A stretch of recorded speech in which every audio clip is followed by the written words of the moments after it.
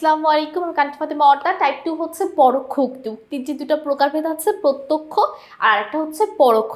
অর্থাৎ কেউ যদি আমার কাছে একটা কথা বলে, সেটাকে আমি নিজের ভাষায় তার কথাটাকে উপস্থাপন করাকে পরোক্ষ উক্তি বলে। ঠিক আছে, তাহলে চলো আমরা দেখি আমাদের প্রশ্নগুলো। প্রত্যক্ষ উক্তিতে পরোক্ষ উক্তিতে রূপ পরিবর্তনের সময় কি ধরনের শব্দের বদল হয়? কালবাচক, স্থানবাচক, ভাববাচক। কালবাচক ও স্থানবাচক দুইটাই পরিবর্তন হয়। পরোক্ষ উক্তিতে কোন চিহ্ন লোপ পায়? কোন চিহ্নকে আমাদের সরিয়ে ফেলতে হয়? উদ্ধার চিহ্নকে। প্রত্যক্ষ উক্তিতে উদ্ধার চিহ্ন দিতে হয়, পরোক্ষতে সরিয়ে ফেলতে হয়। পরোক্ষ উক্তিতে পরিবর্তনের ক্ষেত্রে উদ্ধার চিহ্নের স্থানে কোন যোজক ব্যবহার করা হয়? যে যোজক ব্যবহার করতে হয়। উদ্ধার চিহ্ন চলে যাবে, তার পরিবর্তে যে যোজকটি বসবে। পরোক্ষ উক্তিতে কি অনুযায়ী রূপের পরিবর্তন করতে হয়?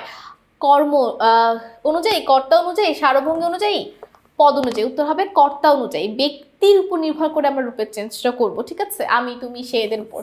পরোক্ষ উক্তিতে কর্তা অনুযায়ী কোন পদের পরিবর্তন করতে হয়? কর্তার উপর নির্ভর করে ক্রিয়াকে পরিবর্তন করতে হয়। কারণ ধরো আমি যদি বলি আমি খাই, আমি ভাত খাই, আমি বলবো খাই। আমি কি বলবো? তুমি ভাত খাই, সে ভাত খাই। এটা কিন্তু হয় না। অর্থাৎ যখন আমাদের সর্বনাম বা কর্তা পরিবর্তন হয়ে যাবে, তার সাথে ক্রিয়াটাও পরিবর্তন হয়ে যাবে। কারণ আমাদের বাংলা ভাষায় আমরা এক এক কর্তার জন্য এক এক ক্রিয়াপদ রেখেছি। বক্তার জন্য এক ধরনের ক্রিয়াপদ, শ্রোতার জন্য আরেক ধরনের ক্রিয়াপদ, অন্য পক্ষের জন্য আরেক ধরনের ক্রিয়াপদ।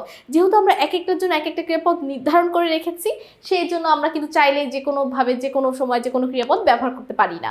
যেটার সাথে যেটা যাবে সেটাই ব্যবহার করতে হবে।